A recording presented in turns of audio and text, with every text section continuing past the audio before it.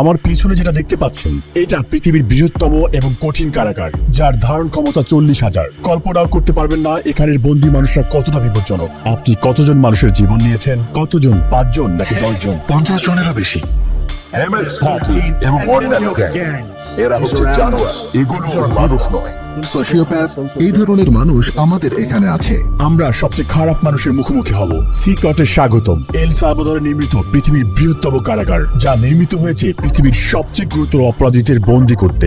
যারা এখানে প্রবেশ করে তারা জীবদ্দশায় আর বের হতে পারে না। এখান থেকে বাইরে যাওয়ার কোনো উপায় নেই। তুমি কিভাবে এখান থেকে বের হয়ে আসবে? এই 6 মিলিয়ন মানুষের ছোট দেশে সর্ববৃহৎ কারাগারের প্রয়োজন এই গ্যাংগুলোর জন্য। এক সময় পুরো দেশে আধিপত্য বিস্তার করা এই গ্যাংগুলো 2022-এর মার্চ থেকে নাটকীয় অভিযানের মুখোমুখি হয়। প্রেসিডেন্ট নাইব বুকেলের প্রশাসনের অধীনে মাত্র 16 মাসে 70,000-এরও বেশি মানুষকে গ্রেপ্তার করা হয়, যা দেশের প্রাপ্তবয়স্ক জনসংখ্যার প্রায় 2%। শিকড়ে বাঁধা হাজার হাজার গ্যাং সদস্যকে রাতের আধারে কড়া নিরাপত্তার বলয়ে বাসে করে সিকটে নেওয়া হলো। মাথা নিচু করে একজনের পিছনে অন্যজন বসায় তাদেরকে একটি জটলার মতো দেখাচ্ছিল। চারপাশে অস্ত্রধারী পাহারাদার থাকায় কেউ আদেশ অমান্য করার সাহস করেনি। একদিনের মধ্যে তাদের জীবন পুরোপুরি পাল্টে গিয়েছে। উত্তর যতই অস্বস্তিকর হোক না কেন, আমি তাকে তার করা সবচেয়ে ভয়ঙ্কর অপরাধগুলো নিয়ে প্রশ্ন করব। 10 মিনিট।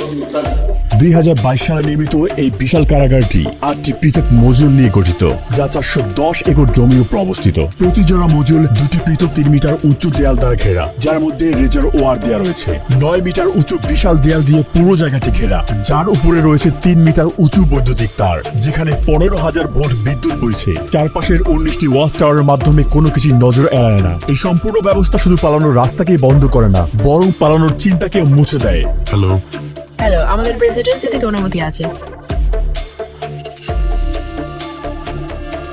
সৈন্যরা আমাদের থামিয়েছে। আশা করি এটাই আমাদের সর্বশেষ চেকপোস্ট। জ্যামারগুলো সিকটের 2 কিলোমিটার এলাকার সমস্ত সিগন্যালগুলো বন্ধ করে দিয়ে সমস্ত যোগাযোগ বিচ্ছিন্ন করেছে। এই এলাকাটি নিরাপত্তা দিতে 600-এরও বেশি সৈনিক এখানে কাজ করছে। আমরা ভিতরে প্রবেশ করার আগে সমস্ত জিনিসপত্র এখানে রেখে যাব। কেবল ক্যামেরা এবং মাইক্রোফোন নিয়ে ভিতরে প্রবেশ করব। আস্তে আস্তে এগিয়ে যান, ক্যামেরার দিকে তাকান। Body scanner. আমি বিয়ের আংটি রাখতে ভুলে গিয়েছি। আচ্ছা, সেটা ওখানে রাখতে হবে। এই উচ্চ ক্ষমতা সম্পন্ন এক্স-রে স্ক্যানারটিতে হাড় এমনকি শরীরের অঙ্গ প্রত্যঙ্গ দেখা যায়। এটি মূলত নতুন বন্দীদের স্ক্যান করতে ব্যবহার করা হয়, এটা নিশ্চিত করতে যে কেউ নিষিদ্ধ কোনো বস্তু বহন করেছে কিনা। তারা জিনিসগুলো গিলে ফেলত অথবা পথ বা পথে করে নিয়ে আসার চেষ্টা করত। Micro SD memory card, microchip, এবং শুধু এগুলোই নয়, এমনকি ফোনের চার্জার। আরো একবার পুরো শরীর তল্লাশি করা হলো। আপনারা জুতা খুলুন। এমনকি তারা মোজার ভিতরেও তল্লাশি করলো।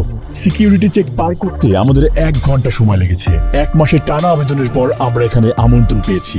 গার্ডরা মাস্ক পরে, কারণ তারা এখানে খুবই ঝুঁকিপূর্ণ কাজ করছে। আর যদি তাদেরকে চিনে ফেলে তাহলে শহরে ভ্রমণ করা ঝুঁকিপূর্ণ হয়ে পড়বে, কারণ এই গ্যাংগুলোর অনেক বেশি পরিচিত লিঙ্ক রয়েছে, তাই তারা পরিচয় গোপন রাখে। আপনি কেন মাস্ক পরছেন না? আমাকে তাদের সাথে চোখে চোখ রেখে মুখোমুখি কথা বলতে হয়। তারা ইতিমধ্যেই জানে আমি কে। আমরা এখন নিবন্ধন রুমে। এটা শুধু বন্দীদের জন্যই। যখন অপরাধী রাস্তায় ধরা পড়ে তাদের আইডি থাকে না এবং তারা নাম বলে না, এই কারণে তাদের ফিঙ্গারপ্রিন্ট এবং ছবি তুলে সিস্টেমে নিবন্ধন করা হয়। একবার সিকটের স্থায়ী সদস্য হলে বন্দীদের বাকি জীবনের জন্য প্রিয়জনদের সাথে সকল যোগাযোগ বিচ্ছিন্ন হয়ে যায়, কারণ পরিবার পরিদর্শন একেবারে নিষিদ্ধ। এটাও জানা গুরুত্বপূর্ণ যে বড় অভিযান পরিচালনার সময় কিছু নির্দোষ মানুষকেও ভুল করে এখানে বন্দী করা হয়েছে। এখানে নো কন্টাক্ট নীতির কারণে তাদের পরিবার জানেও না তারা কোথায় আছে বা আদৌ বেঁচে আছে কিনা। কারো কারোর জন্য এই ডকুমেন্টারি হতে পারে তাদের হারিয়ে যাওয়া প্রিয়জনকে দেখার প্রথম সুযোগ।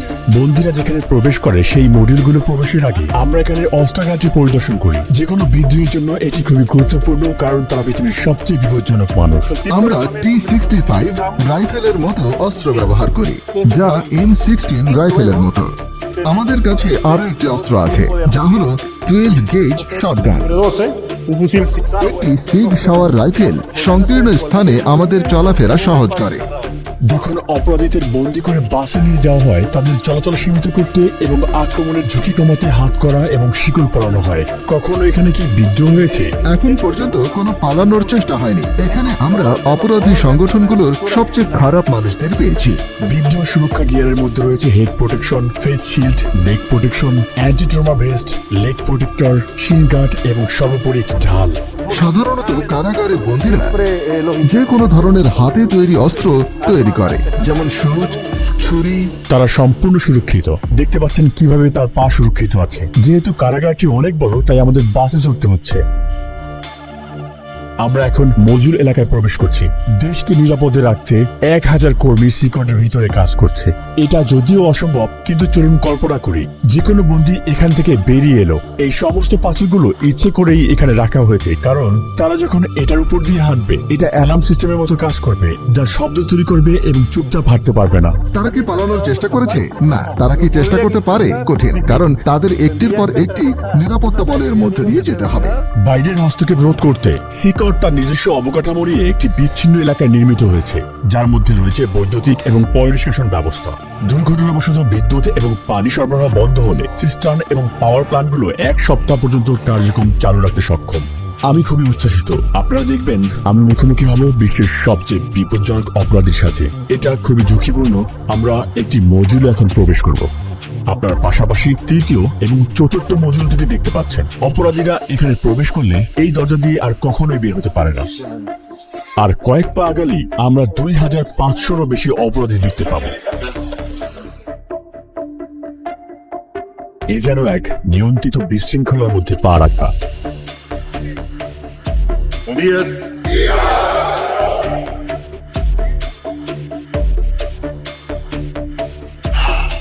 খুবই উত্তেজনাপূর্ণ মুহূর্ত। তাদের চোখ আমার দিকে আর আমার পদক্ষেপ অনুসরণ করছে। তাদের সাথে আমার আই কন্ট্যাক্ট হচ্ছে।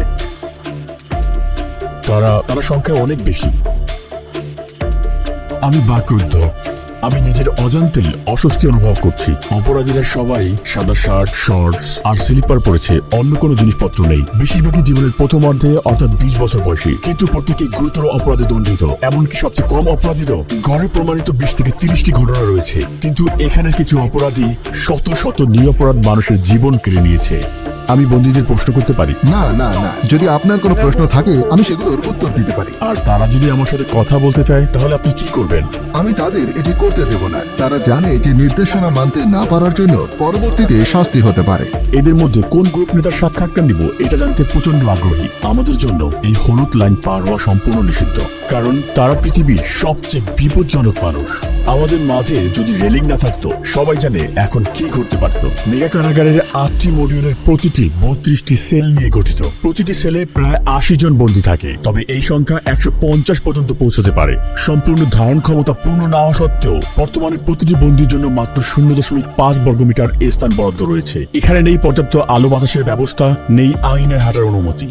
এখানে থাকা প্রতিটি অপরাধীকে এতটাই দীর্ঘায়িত এবং কঠিন শাস্তি দেওয়া হয়েছে যা আপনি আপনার জীবনেও ভাবতে পারবেন না। এই সমস্ত বন্দীরা কখনোই বের হতে পারবে না। তারা কখনোই সূর্যের আলো দেখতে পাবে না। একমাত্র এখানে আসার বা এখান থেকে বের হওয়ার অনুমতি রয়েছে কেবল এখানকার কর্মীদের এবং আমাদের মতো মিডিয়াদের। কখনোই এই বিল্ডিং থেকে বের হতে পারবে না। আপনি যদি তাদের চেহারা দিকে তাকান তাদের আত্মায় শূন্যতা দেখবেন।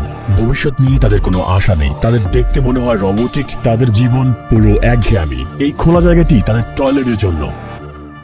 তাদের মাত্র 2টি টয়লেট রয়েছে 80 জন বন্দীর জন্য। এটা আসলে খুবই লজ্জাজনক। এর মাধ্যমে এই পুরো বন্দীদের আত্মবিশ্বাস আসলে ভেঙে যায়। এই একই জায়গায় যেখানে তারা টয়লেট করে সেই একই জায়গায় তারা গোসলও করে। নিজেদের পরিষ্কার করতে তারা প্লাস্টিকের ডিপার এবং একটি শেয়ার করা বেসিন ব্যবহার করে। এখানে কোনো পানির প্রবাহ নেই। এই বন্দীরা পানি পান করার জন্য একটি নীল ব্যারেলের উপর নির্ভর করে। তারা সবাই এখানে ঘুমায় এই ধাতব ব্যাংকে।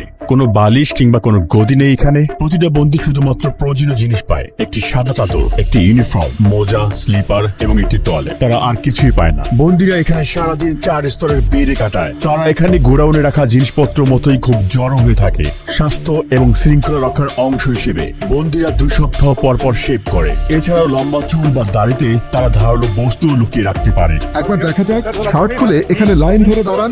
এখন তারা আর সবাই শার্ট খুলছে।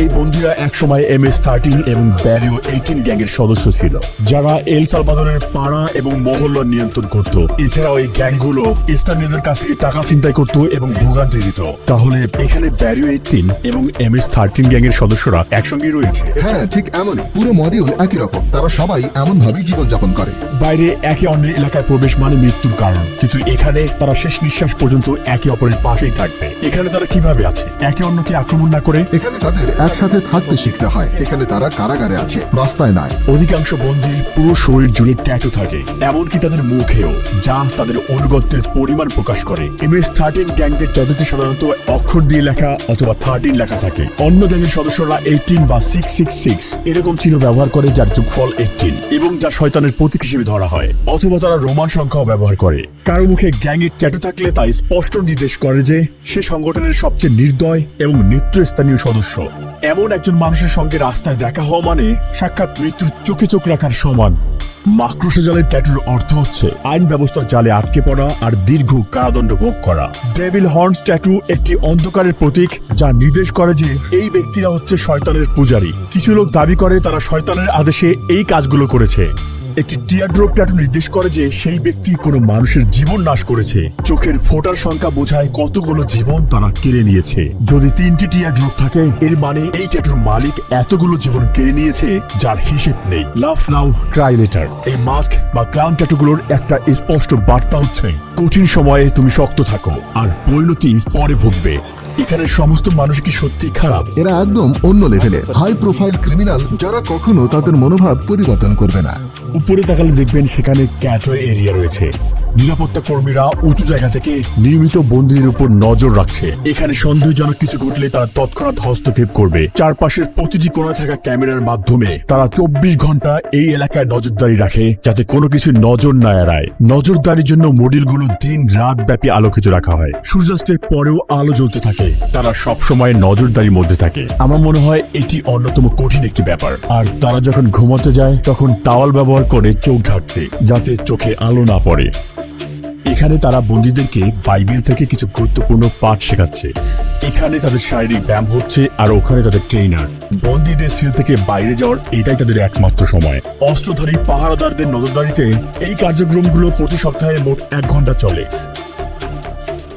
এক সময় তারা রাস্তা নিয়ন্ত্রণ করত, কিন্তু এখন তারা ইচ্ছে মতো এক পাও চলতে পারে না।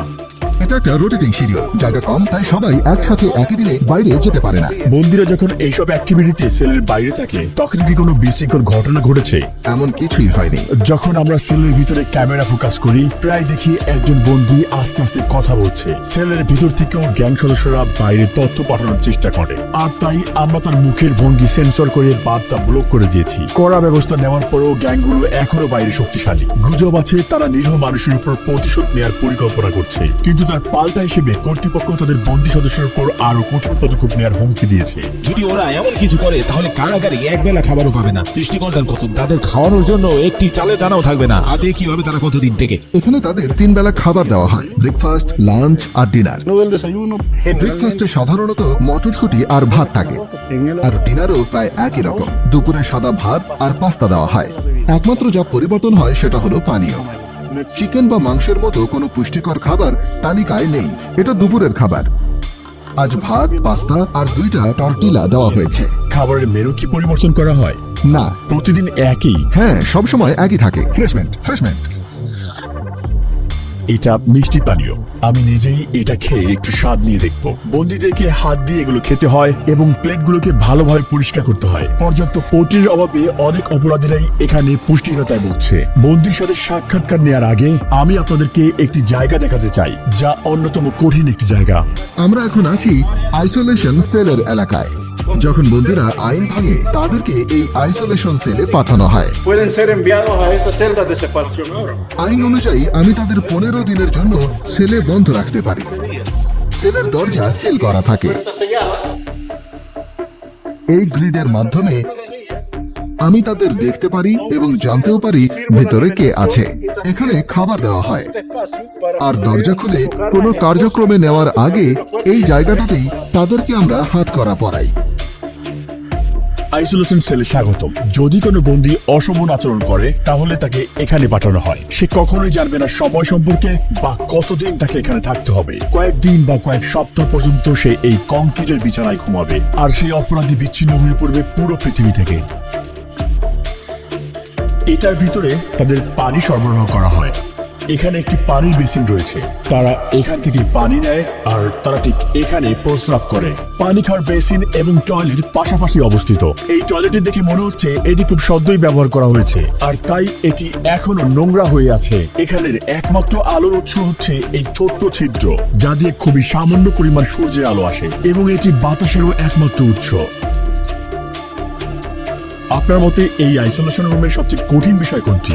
ভিতরে আপনি নিজের হাতও দেখতে পারবেন না, তাই যখন কাউকে আইসোলেট করা হয় তার জন্য কিছু একটা থাকা প্রয়োজন, একটা বই অথবা কিছু একটা, যাতে তার মন শান্ত থাকে। কিন্তু এখানে তাদের সেরকম কিছুই নেই। যতই কঠিন অপরাধী হোক না কেন, এই ধরনের আইসোলেশন তাদের মানসিকভাবে ভেঙে ফেলে। এটা এখানকার অপরাধীদের জন্য জরুরি, যারা একসময় সৃষ্টিকর্তার মতো নির্ধারণ করতো কে বাঁচবে আর কে মরবে। তারা ক্ষমা চাইতে পারে আর সৃষ্টিকর্তা তাদের ক্ষমা করুক, কিন্তু এখানে ভিকটিমদের প্রতি ন্যায় বিচার নিশ্চিত করা আবশ্যক, আর এটা তাদের সর্বনিম্ন প্রাপ্য। এখন আমরা সাইকোনামের একজন কয়েদির সাক্ষাৎ নিব। তার অপরাধের ইতিহাস 34 বছরেরও বেশি, আর গত 25 বছর ধরে সে একটা বড় সংগঠনের নেতৃত্ব পর্যায়ের সদস্য। 10 মিনিট। এমনকি এই বন্দির চারপাশে নিরাপত্তা দিতে 10 জন গার্ডও পর্যাপ্ত নয়। মাস্ক খুলুন। আপনার নাম কি? আমার নাম মার্ভিন এর্নস্টো। আপনার বয়স কত? 41 বছর। 41-এর মতো দেখাচ্ছে না, মনে হচ্ছে 35 বছর। এটা শুনে ভালো লাগলো, কারণ আমি মনে করি আমার বয়স বেড়ে গেছে। আপনার ট্যাটু দেখতে পারি? MS-13। আপনি কত সালে ওই সংগঠনে যোগ দিলেন? 2004 সালে। কিন্তু আমার অপরাধের রেকর্ড 11 বছর বয়স থেকেই শুরু। আপনি কিভাবে প্রথম জড়িয়ে পড়লেন? যখন কোনো ছেলের শুধুমাত্র তার মা থাকে আর সেই মা কাজেই ব্যস্ত থাকে, তখন সেই ছেলে রাস্তায় বেরিয়ে আসে সাহায্যের জন্য কিছু খোঁজে। আমি ভাবলাম আমার মা গরিব, আমার জুতোর দরকার, কাপড় চাই, আর শুরু করলাম চুরি। তারপর বাবার মতো কাউকে খুঁজে ফিরি, কারণ আমি বাবাহীন ছিলাম, তাই গ্যাংয়ের দিকে আকৃষ্ট হলাম। এক সময় একটা খুন করলাম, আর তারপর এল সালভাদর চলে এলাম জীবন পাল্টানোর জন্য। কিন্তু এখানে আরো গ্যাং ছিল, আবার একই কাজ করতে শুরু করলাম। তারপর শেষমেশ জেলে ঢুকলাম। আমি সবসময় সেই ধরনের মানুষ ছিলাম যারা কোনো কিছু মনস্থির করলে সেটাই অর্জন করতে চায়, আর আমি এখানে এসে সবকিছুই অর্জন করেছি। কিন্তু এখন আমি এখানে আছি। এভাবে শয়তান মানুষকে পরিশোধ করে। আচ্ছা, এটা কি সত্যি এই অপরাধ সংগঠনে যোগ দিতে হলে কাউকে হত্যা করতে হয়? হ্যাঁ। আপনি কাকে হত্যা করেছেন? সেটা কি আপনার আত্মীয়? আমি সত্যিই মনে করতে পারি না কতজনকে হত্যা করেছি, কিন্তু হ্যাঁ, কারণ গ্যাংয়ের জন্য এলাকা থাকা প্রয়োজন। আমি আমার মা, বাবা, ছেলে সবকিছুই হারিয়েছি এই গ্যাংয়ের কারণে। আমি যদি ইউএসএ তে থাকতাম তাহলে পরিবার নিয়ে সুন্দর জীবন কাটাতে পারতাম, কিন্তু আমরা ভুল সিদ্ধান্ত নিয়েছিলাম, যার ফল ভোগ করছি। এই জন্য আমি যুবকদের বলি, স্কুলে যাও, তোমার মা বাবার কথা শোনো, সেই মতো চলো। আমরা যেভাবে এখানে বেঁচে আছি সেরকম জীবন বানিও না, এর থেকে বের হওয়ার কোনো পথ নেই। আপনি কতজনের জীবন নিয়েছেন? 5 জন, 10 জন, কতজন? না, জেলের পরে আমি যা করেছি সে সম্পর্কে যদি আপনি কথা বলেন তাহলে হয়তো 50 জনের কিছু বেশি হবে। কখনো কখনো এটা করতে হতো। আপনি কিভাবে এত ঠান্ডা মস্তিষ্কের এবং নির্মম হয়ে উঠলেন? আমি আসলে এই প্রশ্নের উত্তর জানি না। পরিবারের সদস্যদের সাথে সারা জীবন দেখা না হওয়ার বিষয়টি আপনি কিভাবে অনুভব করেন? আমার খারাপ লাগে, কারণ আমি শেষবার আমার ছেলেকে দেখেছিলাম যখন সে 5 বছর ছিল, আর এখন সে 21। আমি তাকে দেখতে চাই, আমি তাকে বলতে চাই, এই তোমার বাবা যা করেছে সেটা তুমি করো না, একটা ভালো জীবন খোঁজো। আপনার কারণে যারা ভিকটিম হয়েছে তারা কখনো প্রিয়জনকে দেখতে পারবে না, আর আপনিও কখনো আপনার পরিবারকে দেখতে পারবেন না। কাউকে মিস করার অনুভূতি আপনি কিভাবে মানিয়ে চলেন? আমি খারাপ অনুভব করি কখনো কখনো, যেমন আপনাকে বললাম, আমি বিছানায় শুয়ে অনেক কিছু চিন্তা করি। কখনো কখনো কাঁপতে থাকি আর বলি, আপনার জীবিত থাকার প্রেরণার উৎস কি? একদিন আমার জীবন পাল্টানো এবং ঈশ্বরকে খুঁজে বের করা। আমি ঈশ্বরকে বলেছিলাম, আমাকে মাফ করো, আমাকে মাফ করো আমি যা করেছি তার জন্য। আচ্ছা, অবশেষে আমরা সূর্যের আলো দেখলাম। সিকট এমন একটি জায়গা যেখানে আপনি আসতে চাইবেন না, এমনকি দর্শক হিসেবেও। কিন্তু যারা সালভাদোরিয়ানদের ভিকটিম বানিয়েছে, এটাই তাদের চিরকালের বাসস্থান। এরা নিরাপরাধ মানুষদের জীবন কেড়ে নিয়েছে, তাই তারা এখন প্রতিদান দিচ্ছে। সালভাদোর সরকারের স্পষ্ট বার্তা,